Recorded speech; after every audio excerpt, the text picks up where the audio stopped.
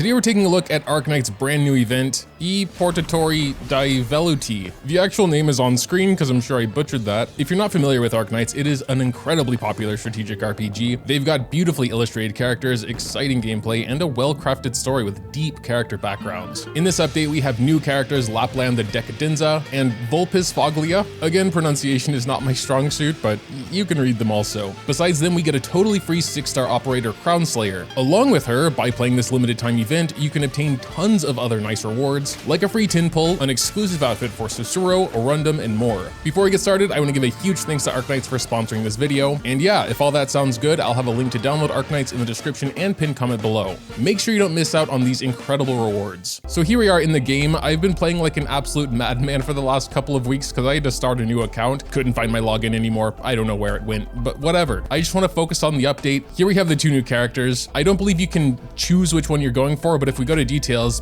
they are 70% of the 6 stars, and I forgot how comparatively good the rates are here. 2% for 6-star. I did a few polls on this banner and literally got a double 6-star at one point, and I was like, what the hell's going on? All right, let's just start with the tin pulls here. I'm probably only really gonna care if it is a 6-star. We got our guaranteed 5-star though. Oh, right, and I think with these items, we can just literally choose a character if we do enough pulls here. So but let's just keep going, see if we get kind of lucky here. I do not think there's a pity if I recall correctly, but the rates are better. So got another 5-star caster here. I'll be honest, I am not super familiar with all the names yet because nope. Another 5-star. I do already have 2 medics, so I think I'm good for now. Zoop. Nope. I have pretty much only been focusing on 5 units, so fleshing out my team is always good as well. Ooh, there we go. There we go. Who's it gonna be? We're gonna click through here. Beanstalk, let's freaking go. I love some of the names in here. Oh, wait. Is it? Yes? Lappland, we got Lappland. The Decadenza. I mean, Lappland is already a character in the game as a guard, but this version of her is a caster, which is probably my favorite type of unit. I don't think we're getting double 6-star again, so we'll just go ahead and skip. But all right, we just need Vulpis now. I guess there is technically a pity. If we were to do another 229 pulls or 300 total, we would get Lappland there. But yeah, let's keep going. Want to try and get Vulpis as well. 5-star. Oh, wait a second. I'm really not sure. I want to click through though. I don't think so. We're on the 8th one here. Wait, no. A lot of 4-stars, I guess that counts for something. Oh, wait, no, that is a 6-star. Dude, that was so lucky. We got both of them in not that many pulls, under 100. Okay, we can go ahead and skip now. Also a Vanguard. Wow, my best Vanguard is a 4-star. So I'm happy about that. All right, it was 111 pulls, but still, yeah, but I still want to see what we can do with this stuff. So you get one of these per pull. Oh, but that means actually after 300 pulls, we are guaranteed both of them because we could just spend the 300 tokens on her. I mean, 300 is a lot of pulls, don't get me wrong, but considering we got both in 111, I guess we got lucky. Mogre from the future here. I wanted to continue summoning, actually. Over the course of the last couple of days, we did continue summoning. I think we did 70 or 80 more pulls and got 2 more Lapplands. So we're back again. We only have 100 to go before we get that guaranteed Lappland. So not only do I want to do that for that, but all 3 of the off-banner 6-star units are incredible, but they also have new outfits, which I forgot to check out. So I really hope to see one of these 3. And if not, when you get to 300, we can choose one. We have 7 single headhunts we can do. I'm just going to skip these because I don't think there's anything going to happen here, but who knows? Could get a 6-star jump scare. Nothing indeed, but we do also have 6 tin pull tokens, and then we'll just, spin the Origonite for the rest. All right, here we go. Boom. Nothing there. I mean, a 5-star is cool. Next tin. No, 5-star. Next. 5-star at least. Ooh, I don't think I have too many of her. Zonk, come on. Oh, yes, there we go. Double 6-star. No, I don't think so. There's only one, but if it's Lappland or Vulpis or one of the off-banner, it's Vulpis. All right, that's my first duplicate for her. I do think she's a very good unit as well. I'm speaking a bit in foresight because I have already Elite 2'd and played with her and everything. 5 tin pulls to go. This is our last tin pull ticket. Dun-na, no 5-star. 24K Arundum, let's do it. Dun-na, 5-star. Gotta start digging into our primes, that's fine. We're almost there. Nope. I don't recognize the supporter here. That might be a new one for me. Yeah, because we didn't get a token. Cool. Completely new character, nice. All right, here we go. The 300th pull. I don't think this necessarily has to be anything special. It's not at all, but importantly, we just can click this button and get a free Lappland. That's sick. I guess I shouldn't say free, just extra. 300 pulls is a lot. I guess before we make our decision on what we're gonna spend these 300 on, we should see where our Lappland is. I honestly don't see the big deal about DP cost -1. Usually somewhere in the middle of the battle I have like 99. I'm probably just bad at the game, but still. And what about Vulpis?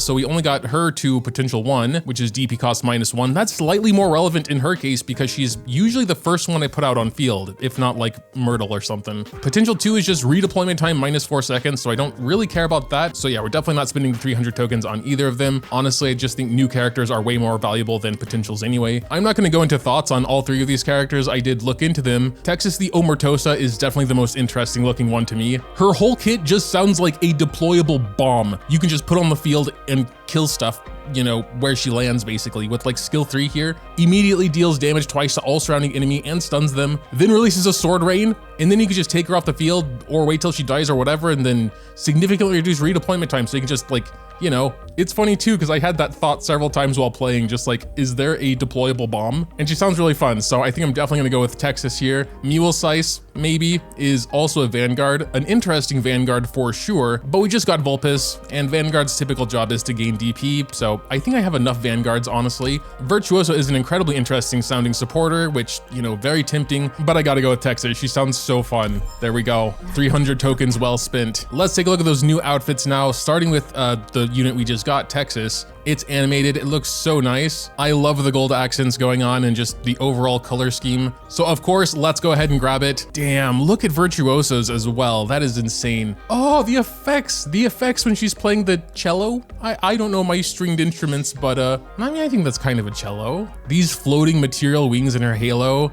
It's such a nice outfit. I don't have her, so I'm not going to buy it now, but got one for Executor, the Foder. I'm not familiar with this character, I guess. He's not really in the banner, but also really like the wing effects going on there. Got a new one for Warmy as well. Super adorable. I mean, it's hot as hell here right now, so looks kind of nice. All the snow around. Ah yes, Mule Slice as well, another animated one. Although to be honest, I'm not sure how many of these are actually new we're showing now, so I think we're just going to click through and look at them real quick. Big Tiger Bro. The all white looks pretty good though. Speaking of which, let's equip that outfit. Here is her default, which, you know, admittedly does look pretty good as well, you know, but it's just, damn, look at that though. Let's equip. And she's also animated here in this screen as well. That's sick. What else we got going on over here? We got the login event. Oh, maybe you should have grabbed that first. That's a 10 pull. Some login bonuses, some sanity, very nice. Some LMD, lucky wall. I want this one. This one? We got 600. All right, take it. Let's start with Lappland, but you know, Elite 2 takes a little while, so I'll be back in a couple days. Oops, I accidentally clicked this button here and now she's Elite 2. I think the first levels are kind of cheap, so we'll get her up to like 20, but I also want to raise the other character and we're gonna have to do that normally. But yeah, just to see what she's doing, we'll get her skills as high as we can with the stuff we have. What, we don't have skill books? Well, from non-elite, her range did go up. We got like an extra tile here. So she's kind of like Golden Glow where she has the drone and her first skill is apparently entire battlefield, much like Golden Glow's skill 3. So, I mean, it sounds like her drones might be physical objects. Final skill, of course, does sound insane, but needs a ton of energy. We'll probably just look at all 3 skills, honestly. So let's look at her first skill here in Ka 4. Let's put her here. I think we have enemies coming here first, so. Oh wait, no, they're behind us. That is sick. Well, let's just go ahead and use her skill. Oh yeah. Entire range battlefield. It didn't do a ton of damage. I guess I should probably like put some other casters down. I'm just trying to pay attention to what she's doing there. Uh-oh, that's not good. Bobbing, get in there, boy. Okay, I just realized we are switching her states. Right, so when she's in this state, she will attack enemies all around the battlefield. I guess just permanently. One very important thing I kind of just overlooked with her skill 1 is that she only attacks non-mobile enemies. I assume that does include blocked enemies, but I want to make sure of that. Just for this test, we're gonna like just have her face the wall here, and we can switch to her passive state now. Yes, okay, that was pretty easy to look at. As soon as the slimes actually stop and get blocked by my little robot bros here, you can see her drones attacking. But yeah, let's check out skill 2 here. This is not global. The attack range just expands, but we'll see by how much. And we get a pretty big 50% attack boost there. Oh no, she has a 10% chance to inflict fear. Feared enemies can't be blocked. I'm not sure. I've never seen a feared enemy. If they run backwards, that'd of course be fine. Let's just place her down first, I guess, to start filling up her skill bar there. Well, let's see what happens to her range. And yeah, she's like hitting multiple enemies at once. It's very slow now because she'll probably do something with like, Oh my god, okay. Let's go ahead and activate that skill. Maybe go back to 1x speed here. Okay, no, they all got actually instantly deleted by someone. Maybe they were just pretty fragile. But all right, let's check out her skill 3 now, of course. For her skill 3 in particular, I'm not sure this is the best place because of the fear stuff. I don't know if robots feel fear. It is ready. Here we go. Ah, okay, look at that. Like, we got the wolf heads. Oh my god, and there's an insane, like, effect behind her as well. Okay, that is pretty insane. It lasts for a good amount of time too. We're going to help out with golden glows. Yeah, and then she like sends another ghost wolf head, or I guess I'm just gonna call it a drone to keep things simple, but. Okay, that is really impressive. And that's typically how it is, which is why I really wanted to get her up to Elite 2. It's like, a third skill is generally like the really good one. It's ready to use again. Let's see. Oh yeah, she released 4 this time. I mean, the enemies died so fast last time also, so I'm not going to say that was all her skill, but was still pretty good. Modules are something that didn't exist when I was playing, but I still want to take a look, even though we definitely can't unlock it right now. I wouldn't even know where to look for IS-8, so okay, again, actually pretty similar to Golden Globe. Attacking the same enemy multiple times will increase the damage dealt. That's like the main thing that happens with the module. I at least want to start the event so I can play it offline then, because also here in these events is tons of like really good resources, skill books especially I'm lacking on right now, and that'll definitely help raise her. Apparently this is a continuation from a previous event, so I'm a little lost. So at least for the sake of the video, I'm probably not gonna touch on it too much. Okay, the mechanic for this event is trying to prevent the fuse from going out. There's a truck as well. To hold your horses. Oh no, the heavier the enemies, the more damage. I mean, that makes sense. Okay, so once the fuse reaches the destination, you enter a special mode where your operators can't die. And here we can customize the area of effect of the firework. We can unlock more like shape pieces later, but yeah, all allies in here get 50 attack speed. But I do also want to take a look at Vulpis. And yeah, we're gonna have to raise her the good old fashioned way. So, you know, non-elite level 50 works pretty easily. From here, there wasn't too much to say. We made some progress on our Vulpis, played through the event until stage 10, and now we're back. My main goal right now is to get her to Elite 2, so we can check that out. We just need these chips. I started them in the factory already. We'll just go ahead and speed up the rest with drones here so we can do it. So honestly, not too bad. Let's take a look at what we're actually getting for Elite 2. Additional 30% attack damage for the first 10 seconds when she hits an enemy, and natural DP regeneration rate plus 10%. She can also self-heal herself. 4% of max HP every second sounds like a lot. And typically in between waves, there is easily 4 seconds where there's not going to be an enemy touching her. So perhaps most importantly, a new skill, only costs 20 energy. So she can do this pretty often. 8 DP immediately, attack range +1, attack +80, and she starts with +170 attack speed. She also attacks all blocked enemies and they stun for 0.2 seconds. So yeah, especially with all this, she becomes, you know, a lot more survival. I don't think she will need like a healer watching over her, for example. But all right, let's go ahead and grab Elite 2. Honestly, sounds really good. We can only get her up to level 15, but I think that'll be fine for now. I do want to actually use her using all 3 skills, so we're going to start with the first one, and I guess mainly just to see how fast 5 energy charges. Okay, this stage, I think we do actually have to start with the blocks here. We're just going to place her down first. You can look at the 1-2, like we're only on 1x speed here, and in like 5 seconds there is the third one. And I'm sure she'll one-shot these slimes with her skill there. Yes, we do have 3 coming at once though, so that might be a little bit of an issue. We'll see. Without the skill, she needs 2 shots. Come on. Okay.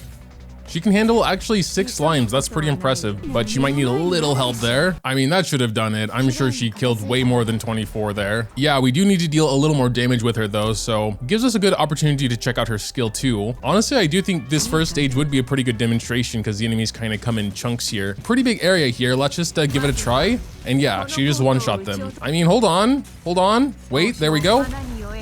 Oh, I guess we did it a little too early. Yeah, I don't think it would have mattered. All right, didn't really get to see the slow or stun effect there, which I think is probably the most powerful thing about it. But for now, let's just go ahead and move on to her third skill. Her third skill is more of a buff state, and I think we can also see it much better here. It only lasts 10 seconds, so I don't... Oh.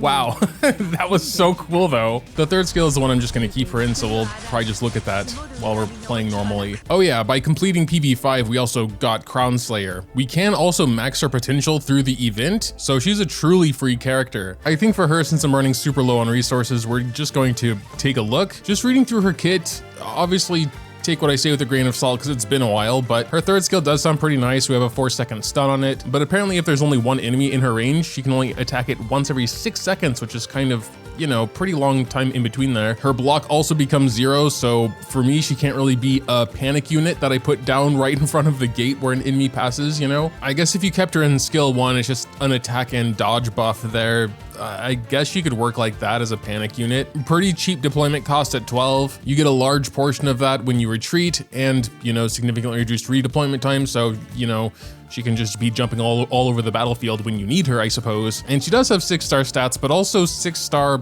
upgrade requirements, and, you know, higher stars means a lot more materials you need. I just wouldn't know how she fits in my team right now. There probably is some specific content, or at least like stages where she's like exceptionally good, but I'm still very early in the game, so I feel like right now I need more sort of all-rounder units. Back to the event, we did get kind of stuck on PV10 here. This is like the boss stage, and she's like firing at us stage-wide. It's kind of insane.